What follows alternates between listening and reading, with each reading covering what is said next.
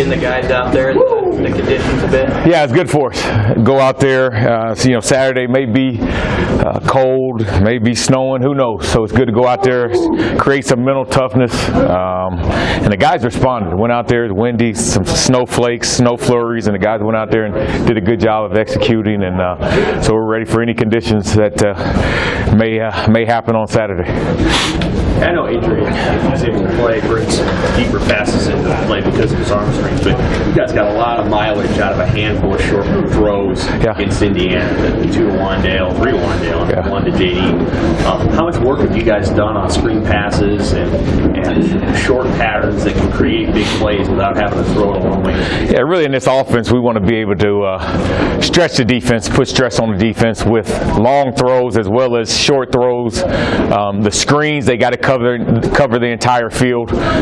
So with a JD and Wandale, you get the ball in their hands right at the line of scrimmage, they can make something happen. Also helps the line out, to get the ball out of the quarterback's hands. They don't have to protect every play for 3 or 4 seconds. So it changes it up. It makes the defense, keeps them on their heels as to what's going on. So it's definitely, our screen game is definitely a huge part of this offense. And then when they stop the screens and they're up on the line of scrimmage, now you can create those opportunities to go deep. So. How nice of a job did you do on those 2 screens to Wandale? Who did? Luke. Oh, yeah, did a great job.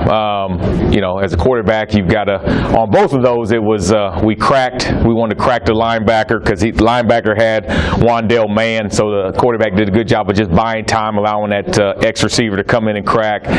Found a window, gave Wandale a nice throw, and then when Wandale gets the ball in his hands, he's pretty special.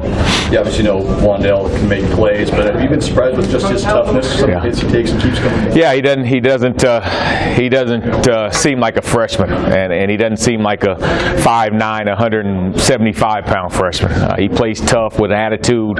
He's not afraid to run over a guy. He understands the game, the situations, when he needs that extra yard, puts his head down, and so very pleased with his performance. And this weekend at Purdue, it's going to be another tough game. They got a tough defense. They fly around, play hard.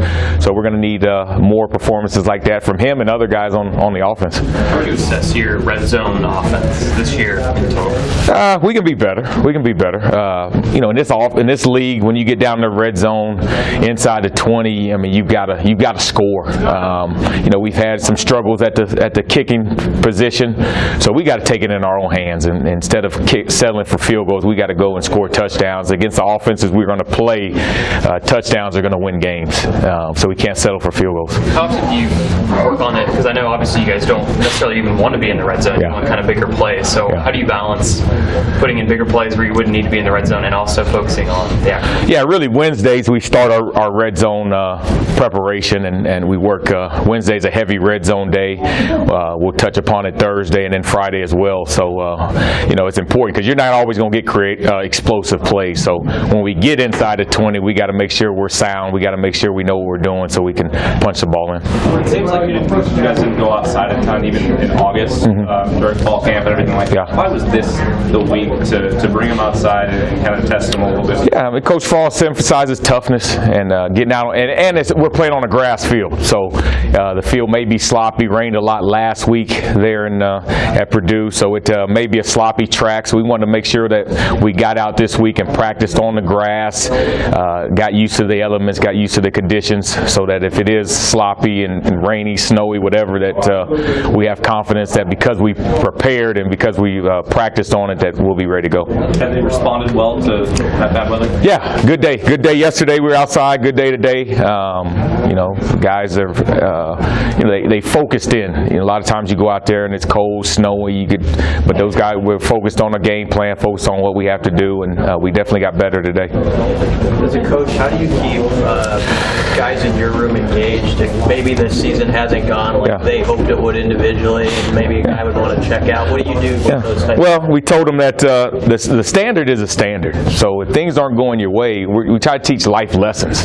If things aren't going your way in life, you can't quit. You can't give up. You got to just keep plugging, keep grinding, keep doing the things that are going to help you be successful.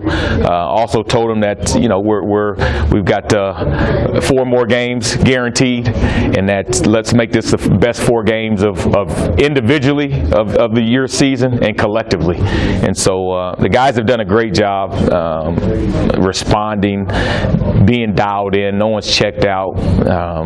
We all want to win these next 4 to guarantee a 5th game, and then win a bowl game and finish this season off the right way. So a lot of season left, and they understand that, and they understand that when their number's called, they got to be ready to go. I know you get asked about young guys like every week, but is there a true freshman beyond Darian who you'd say, okay, he can maybe work into the lineup at some point? Yeah, we have confidence in all the guys. The Marion Houston Peanut, Jamie Nance, they're working against our defense, and it's all about developing,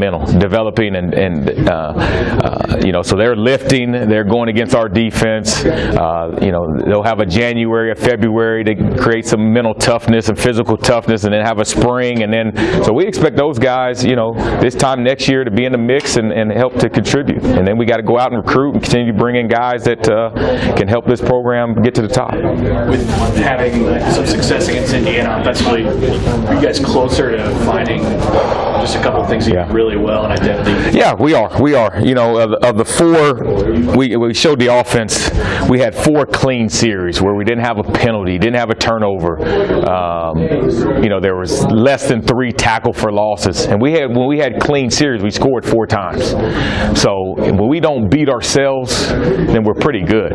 Now the goal is when we do have a penalty or a mistake, which is going to happen, we got to be able to overcome that. And if you get in the 1st and 15, we got to find a way to overcome that and score touchdowns. But when we're clean and we don't beat ourselves, we're a pretty good offense. So we got to continue just to master the fundamentals and not beat ourselves. Do you feel like, when those penalties are committed, obviously it sets drives back. Do you feel like you should be able to recover from that better, or obviously? Yeah, you should. A good offense. You don't want to be in 1st and 15 or 2nd and long, but you got to be able to recover. You got to be able to make a play. You got to get back on track. And a lot of those penalties we have are self-inflicted, false start, illegal formation, things we can handle. But when we do have a setback, we got to be able to overcome it and find ways to score and to push the ball down the field. Touch on Purdue's defense a little bit, but does anything particular really jump out? They're banged up in the front. Yeah, they're banged up, but they play hard.